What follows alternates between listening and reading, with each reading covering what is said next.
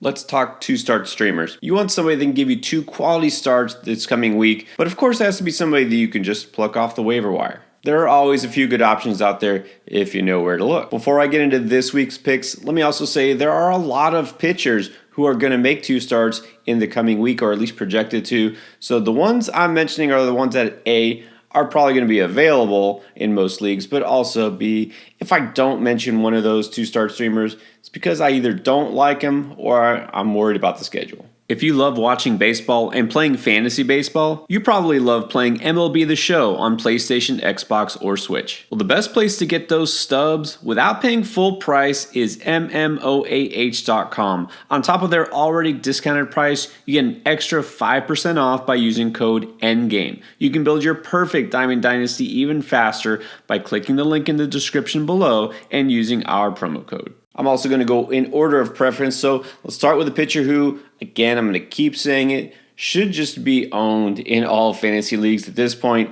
Eric Fetty, I know, of the White Sox, that's probably the main issue here, but look, he has been good all season long. He really has just had one bad start. Every other time out, he's been really good. He's down to a 2.60 ERA, 1.06 whip. He's got an expected batting average below 250 on every pitch that he throws. Again, one bump in the road, not even a big bump, but every time out, he's giving you either a quality start or at the very least, he's helping your ratios out. And yet, across Yahoo leagues, less than 50% rostered. You got to change that. Look, unless you're in an 8-man league, maybe a 10-man league, okay, I get it. But 12 or deeper, he should just be on your roster. Keep him. And this week, got Toronto and Baltimore. Baltimore, of course, always a little scary facing that offense, but Toronto should be another really good start for him. And hey, as good as he's been, at the very least, he might be able to get you by without harming your team against Baltimore. Now, the pitcher that's least likely to be available, Clark Schmidt, still only 60% rostered. So that means there's a good chance he's out there in a lot of leagues. This might be your last chance to pick him up. Of course, being on a team like the Yankees, a lot more high profile. Schmidt's been around now for a few years, but he's quietly kind of just slowly gotten better to the point where now I feel like he's actually a reliable option. And I can say that because, of course, he's coming off an outing where he held the Twins, Red Hot Twins team, scoreless over 8 innings. And that's coming on the heels of a performance where he held Tampa scoreless for 6 2/3 innings. That brings his season-long numbers to a 2.49 ERA, 1.13 whip, and 55 strikeouts in 50 2/3 innings. He's got a career-best 27% K rate on the season. I think that is sustainable because, again, he's not doing anything outrageous this year. He's just slowly found better command of the strike zone, and that's evident because his walk rate has just slowly been increasing every year. You can see gradual improvement. He's found a way to locate better without getting hit, and it seems like it is working. This guy now in his prime. He's got enough experience under his belt. I think this could be a real breakout. If nothing else, let's say you are even in just a shallow league where he doesn't belong in your rotation for some reason, this is a good week to go with him because it gets the Seattle Mariners and then San Diego Padres, two offenses probably not going to hit him too hard. Now, if Taj Bradley goes out there and has two really good starts, it might be the last chance to pick him up anywhere. So far, he's only made 2 starts on the season. Remember, started the season on the injured list, just came back. Only 11 innings pitched on those 2 starts, but 13 Ks, a 2.45 ERA, and a whip of 1. And yeah, incredibly small sample size so far this year, but only 1 home run. Like, that was his big bugaboo last year. He's given up way too many long balls. So this will be the week to see if he can keep that ball in the park. Now, he's going against Boston and KC. Two teams are kind of middle of the pack in terms of power production and just overall offensive production. A lot of ups and downs for those offenses, so I really am curious to see if Bradley can keep it together. I think he can. Again, this Boston offense has been very inconsistent, but lately, not so much. There's so many moving pieces there. And KC, look, before Friday night where they happened to hit 2 home runs, they had only 2 home runs over the past week total, so not exactly blazing hot with the bats. I think this is a good time to try out Bradley. He seems like he's all good to go. And again, if he has a strong week, he's going to be a very strong waiver wire pickup everywhere. Oh, and it also helps that both of his starts this week are at home in the Trop, so definitely not a place where you have to worry about too many balls leaving the yard. All right, now on to the Tigers and that rotation.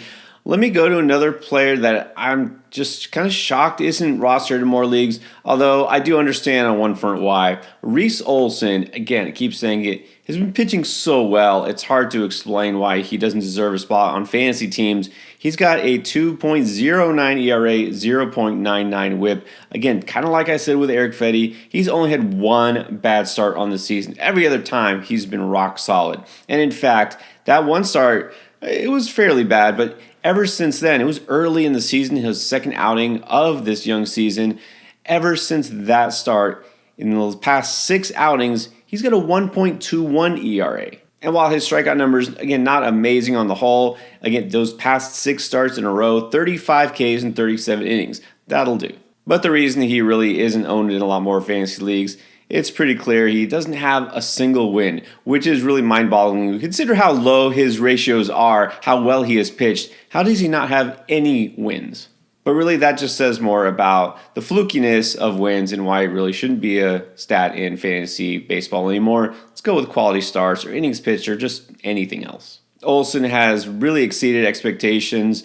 Wasn't sure if he would really stay in the rotation for the long haul. He's definitely shown he belongs. He's ready. He's got elite run value in his fastball and off-speed run value so far this season. He's just pitching great on the whole.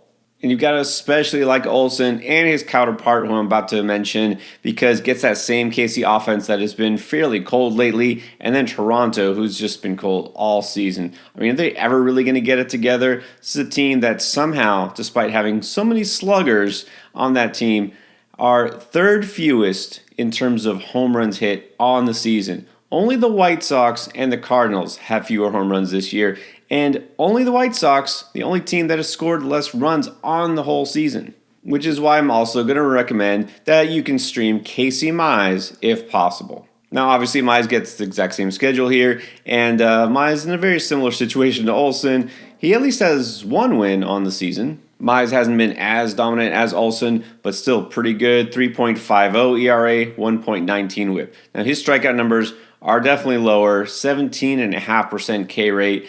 That won't do, but really, I don't know if it's going to go that much higher.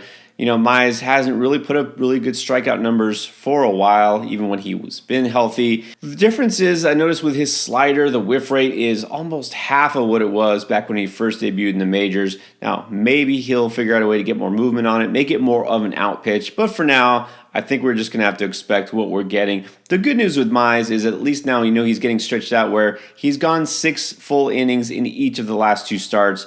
Don't have to worry about him being restricted as much. That was a big concern because he's had, again, so many injuries. Remember, this is a pitcher who at one time was the Tigers' #1 prospect and a #1 pitching prospect in the bigs.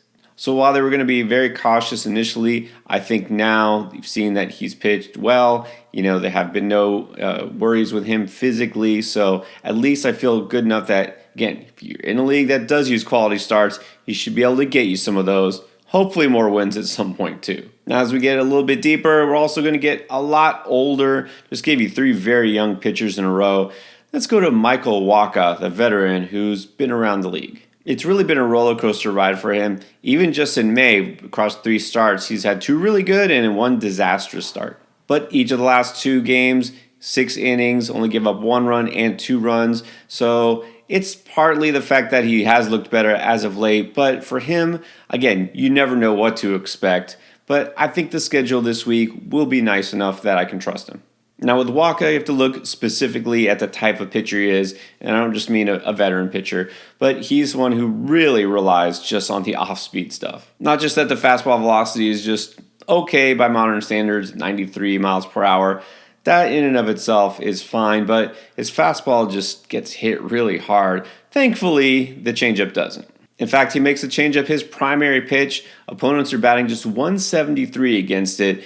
That off-speed run value is in the 100th percentile. So if you do the math, you can say, yeah, he's pretty much got the best change in the game right now. So as it turns out, this week his first matchup is scheduled to be against those Detroit Tigers. According to offensive run value, Detroit right now, that same Tigers team, has the 3rd lowest run value against the changeup. And then he goes on the road against Tampa Bay. Tampa, a little bit better. They're actually 9th against the changeup specifically. But that offense, again, I'm not too scared of. They've been overall a little underwhelming, let's just say. A road game in Tampa, I don't expect that just to be a high-scoring game in general. So again, you look at Walker's season-long numbers, an ERA close to 5, a 1.37 whip.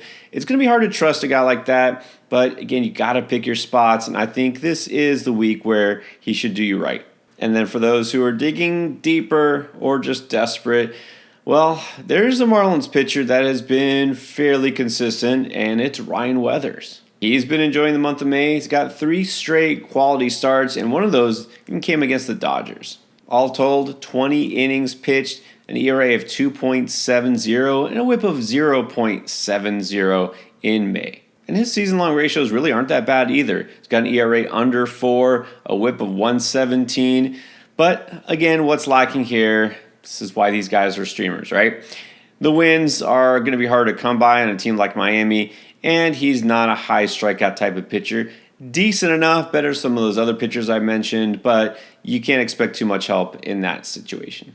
Now, I'm a little wary of the schedule here. He gets the Brewers, who now seem to be heating up again, and a still solid and always potent Arizona offense. So I can't say I love Weathers, which is why I'm putting him last on this week's list. But again, as I mentioned at the very top, I would take him over probably most of the other streaming options that I haven't mentioned in this video that might still be available around this range. I just feel like he's less likely to get lit up because he hasn't really done that this year. Hopefully those are some options that can help you if you do stream at SP. If you need help anywhere else, remember Waiver Wire comes out every week. That is already out, so if you haven't checked it out, do so right now.